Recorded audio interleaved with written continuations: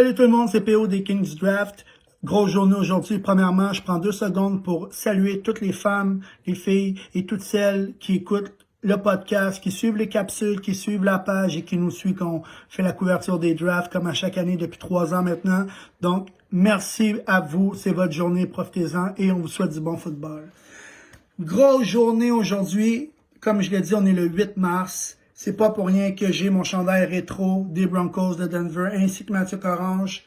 Journée mouvementée pour moi, des montagnes russes d'émotions. Ça a commencé ce matin en apprenant que Aaron Rodgers allait finalement rester à Green Bay. 4 ans, 200 millions. Lui dit que les chiffres sont pas totalement exacts, mais quand même, c'est beaucoup d'argent. Mais je crois que c'était le move à faire pour Rodgers. 38 ans, fin de carrière.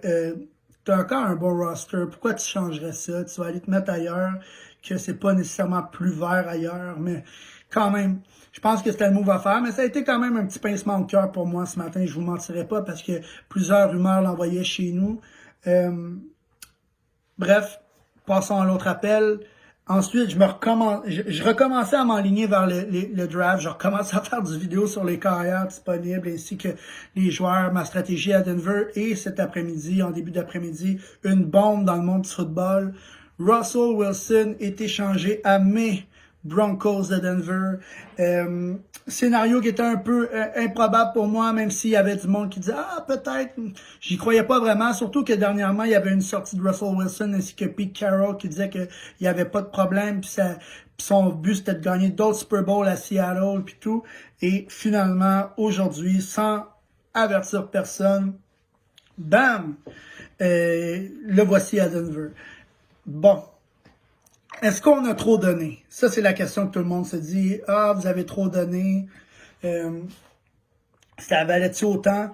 Moi, je pense que oui. Je pense que c'est un bon trade pour les deux équipes. Puis je vais vous expliquer pourquoi dans cette vidéo-là. C'est quand même assez clair. À Denver, on est dans l'association AFC West. Ça veut dire qu'à toutes les années, nous, on doit se battre pour Patrick Mahomes, Derek Carr, Herbert. Puis là, c'était nous.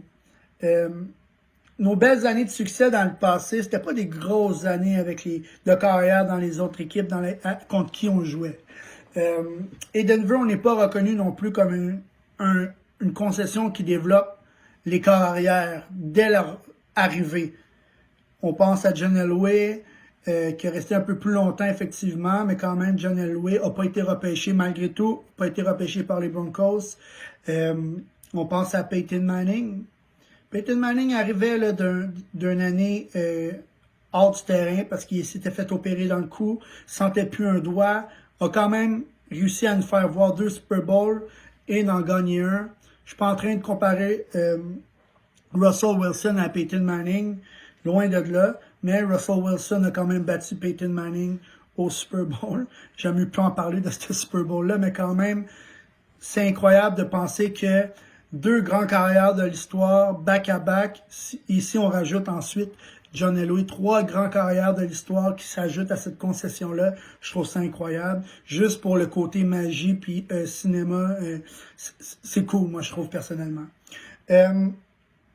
Donc, on arrive avec la même stratégie d'aller chercher un carrière vétéran et de l'entourer de nos jeunes joueurs. Je pense même que notre offensive présentement, avec Russell Wilson, est meilleure que notre offensive quand on a gagné le Super Bowl 50. C'est pas rien, là, il y avait des gros joueurs également. Mais je pense que Denver est une organisation qui est parfaite pour ce genre de carrière-là. Russell Wilson n'aurait pas levé sa clause de non-échange pour aller dans un club dans lequel il ne se voyait pas gagner les grands honneurs. Je pense que Denver, c'est ce qui nous manquait à la position de carrière parce qu'offensivement, on a encore des bons pions. Je vais faire l'énumération de ceux qui sont partis puis ceux qui restent chez nous dans quelques instants.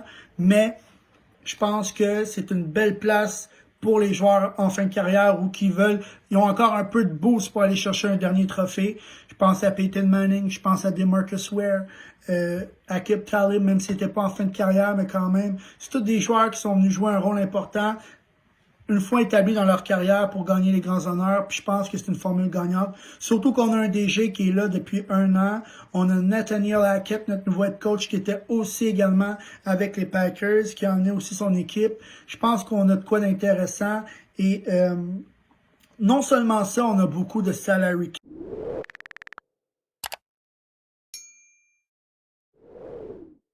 À être carrément d'être passé des rois de la AFC West à risé et là de revenir contender hyper rapidement.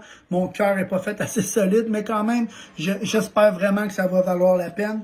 Donc, pour résumer, on a échangé 2 choix de première ronde, 2 choix de deuxième ronde, un choix de 5, je crois. Je vais juste aller vérifier mes notes, excusez-moi, juste pour être sûr, parce que ça l'update tout le temps. Puis, à la fin,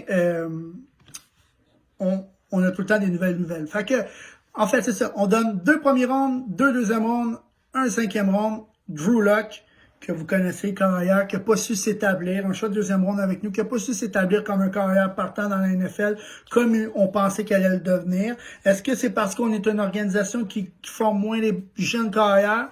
Peut-être si on repense un peu à Paxton Lynch, Brock Osweiler, Tim Tebow, Drew Lock maintenant. Donc, tu sais, on jongle avec ce genre de carrière-là. Trevor Siemian, il y en a d'autres, il y en a plein. On est rendu à 11 carrières depuis Peyton Manning.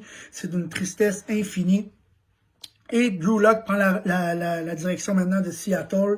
Et en espérant pour lui, soit mieux entraîné, soit mieux entouré, puis devienne le carrière que tout le monde espérait qu'il devienne. Si c'est avec Seattle, tant mieux, je vais être content pour Drew Lock.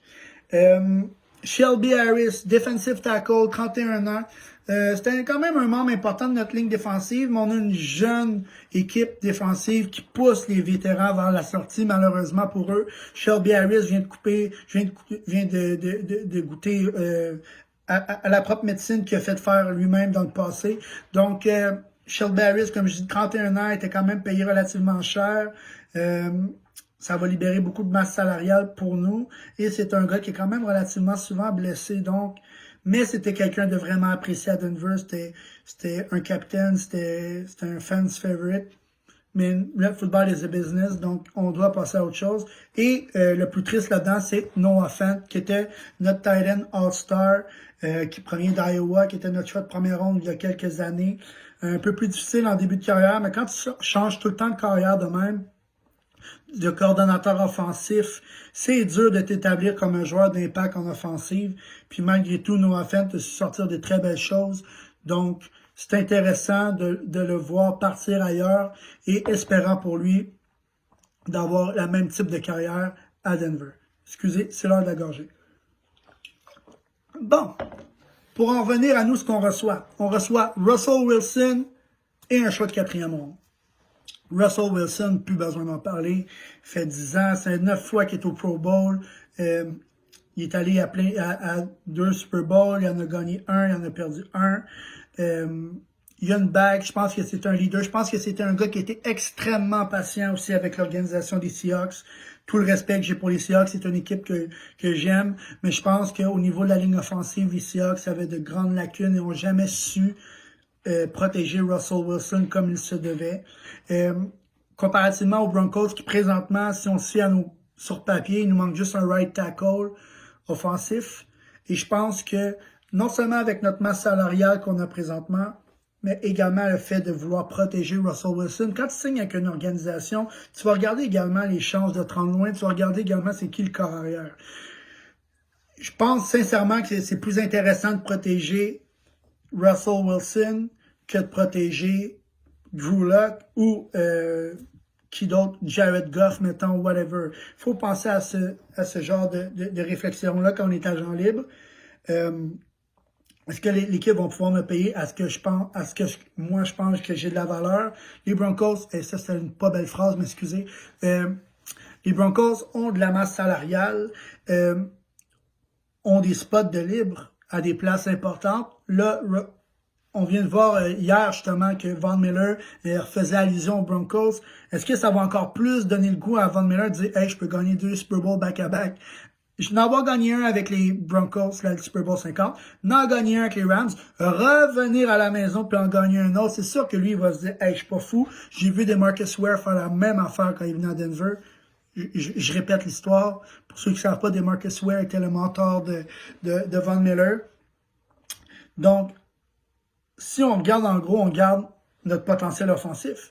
On a Jerry Jeudy, on a Sutton, on a Tim Patrick, on a KJ Hamler qu'on oublie rapidement parce qu'il s'est blessé l'année passée, mais KJ Hamler qui était un gros receveur à sa saison recrue, qui est un genre d'hybride. Je dirais pas que c'est un Deebo Samuel, mais c'est notre Deebo Samuel à nous dans le sens qu'il est capable de porter le ballon également.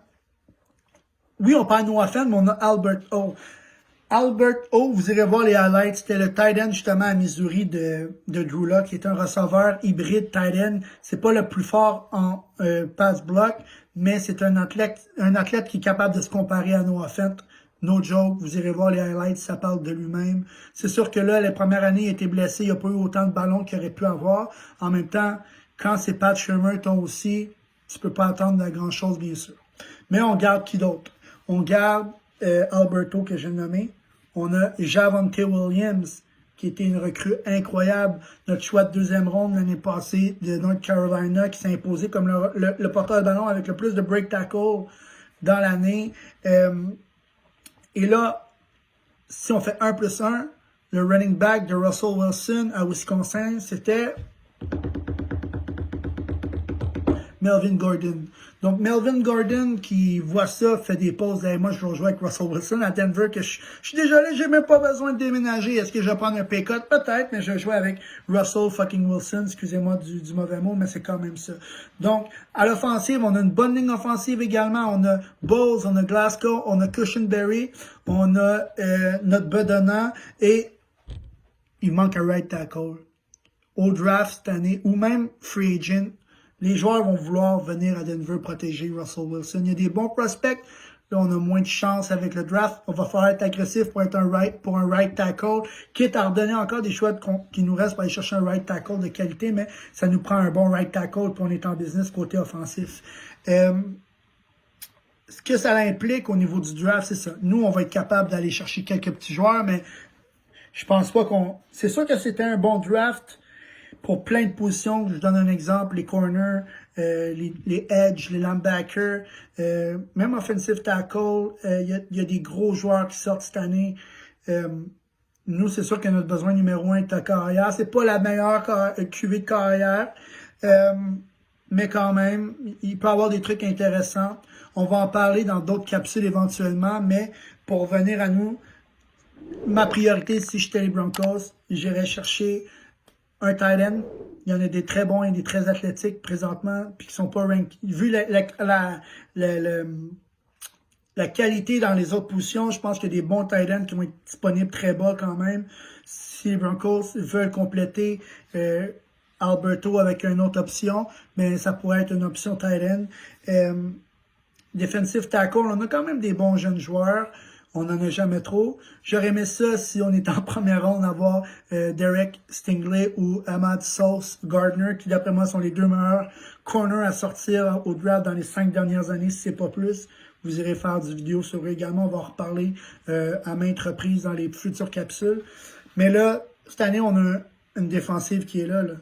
Si Von Miller revient, on a Von Miller, puis on a Bradley Chubb, qui peuvent avoir un impact de suite. On a Jones, on a plein de jeunes edge, on a Malik Reed encore. C'est sûr que la position de middle linebacker, ça pourrait être intéressant aussi d'en chercher un autre. Ça, c'est si on ne signe pas Kenny Young et Joel, excusez, José Joel, qui est notre middle linebacker plus run stopper. Au niveau des safety, il nous reste toujours Justin Simmons. Est-ce qu'on va être tenté de re-signer voyons, comment il s'appelle? Notre j'ai un gros blanc, mais notre strong safety, numéro 22. Excusez-moi, j'ai un gros blanc. Je pense pas, je pense qu'il est rendu vieux. Il venait de Bama, il était allé aux Texans avant. Et là, ça me gosse, je vais trouver son nom.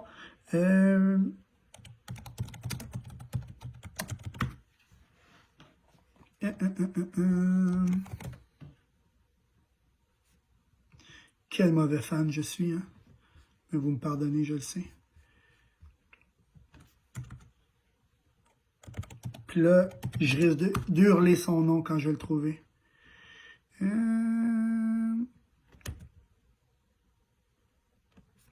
même temps, je me dis, si je Bref, ça pour dire, fuck off. Mais non, moi je la laisserais partir. Je pense sincèrement qu'on a Caden Stearns qui est encore très capable de prendre le spot. C'est un safety qui aurait sorti première ronde si c'était pas des blessures. Donc le voici arrivant et moi je pense que je laisse partir notre strong safety présentement. Donc voilà. Donc corner, on a Patrick Surtain. Fuller, d'après moi, va partir. On a Callahan qui veut revenir. On a Darby. On a plein de jeunes également qui poussent. Donc, de ce côté-là, je suis pas inquiet. Comment ça va affecter maintenant les Seahawks? Les Seahawks, ils ont des trous à pas mal d'endroits. Également, au niveau du corps arrière, first, mais également O-line, DB, et ainsi de suite. Moi, je pense que les Seahawks auraient avantage à être patients dans le draft pour un corps arrière. Je pense pas que la différence est immense entre Willis, Matt Corral, Kenny Pickett, Ryder. À partir de là, il y a une petite différence, mais il y a Zappi aussi qui est de Western Kentucky ou Strong ou Sam Howell qui sont des prospects carrières intéressants, mais je pense que j'irais vers un DB pour eux. Je les verrais s'ils aiment les grands DB, excusez-moi, donc Sauce Gardner, mais Derek Stingley, que vous irez voir, corner de LSU numéro 24, était le meilleur DB NCAA dès à son freshman year, à sa première année, aurait sorti première ronde tous les années où il a fini dans l'NCAA. C'est un carrière, excusez-moi. C'est un demi-défensif de sa génération, ainsi que Sauce Gardner. C'est incroyable. Donc, en gros, Denver, on a Russell Wilson. Oui, on perd des picks, mais regardez, les Rams ont gagné le Super Bowl puis il n'y avait pas de pick. On a beaucoup de masse salariale. On va vouloir faire répéter le même blitz d'agents libres qu'on a fait en 2015, à partir de 2013 jusqu'à 2015 pour aller gagner le Super Bowl. Je pense que c'est ça le focus. Qu'est-ce qu'on devrait aller chercher maintenant? Un right tackle. On signe Von Miller. Un corner peut-être, un safety peut-être. Sinon, sécuriser le middle linebacker, un defensive end. Pas un defensive end, un defensive tackle peut-être. Mais sinon, on est là. On est là, comme... Je ne dis pas qu'on gagne le Super Bowl demain, mais je pense que les Broncos de Denver retrouvent leur crédibilité en tant que concession, en tant qu'équipe historique de la NFL. Et je crois que c'est pour le mieux de tout le monde d'avoir du bon football, de la bonne combativité et des bonnes rivalités. Je pense que c'est ça qu'on va avoir maintenant. Et Russell Wilson va nous aider à aller chercher des agents libres. Va avoir cette présence-là dans le vestiaire que Drew Lock ne pouvait pas avoir vu son manque d'expérience. Quand Russell Wilson dit « OK, les gars, on fait ça, je pense que ça a le plus d'impact que si c'est un carrière qui est à sa deuxième saison puis qui a plus de défaites que de victoires. Russell Wilson, c'est quelqu'un qui est reconnu pour son éthique de travail. C'est un leader. Vous regarderez des vidéos, il y a tout le temps des jeux fantastiques. Tout le monde, il court bien, mais Russell Wilson, c'est pas quelqu'un qui veut courir à la base. C'est quelqu'un qui veut rester dans la pochette. Mais malheureusement, à Seattle, la O-line ne tenait pas. Donc, il devait se déplacer. Puis malgré tout, amener des matchs incroyables. Je suis content de l'avoir de mon bord de cette fois-ci. Et en espérant le meilleur pour les Broncos de Denver. Excusez-moi pour mon lapsus de pas avoir trouvé mon strong safety, d'avoir fucké des phrases un peu, mais c'était vraiment plaisant de moi d'élaborer là-dessus. Laissez en commentaire vos impressions. N'oubliez pas de suivre la page sur Facebook. Écrivez-nous, on répond le plus rapidement possible. On est des gars, des passionnés de football comme vous. On fait ça parce qu'on tripe football. On parle que de football. Là, en ce moment, on est en peine d'amour parce que la saison était terminée, mais on commence déjà, nous, à faire des vidéos sur les prospects pour faire des capsules super intéressantes pour vous accompagner, puis mieux vous enligner. Même pour ceux qui connaissent pas le football, suivre nos capsules, ça peut vous donner des idées sur les joueurs qui s'en viennent également, tu sais, de chaque année. Puis cette année, ça va être une année intéressante parce qu'il y a beaucoup de bons joueurs à beaucoup de positions. Ça va vous permettre de mieux comprendre comment ça fonctionne également. Fait que vous êtes toujours les bienvenus de nous poser des questions également. S'il y a les filles aussi qui se rajoutent à ça, puis tout le monde qui veut participer, vous êtes les bienvenus. Donc, je suis PO des Kings Draft. C'était la première de l'année parce qu'aujourd'hui, c'était non seulement la journée de la femme, mais Russell Wilson qui arrive à Denver. C'était Jackson, son nom. J'ai trouvé le nom de mon strong safety live. Donc, je vous souhaite une belle soirée, puis vive le football. Ciao!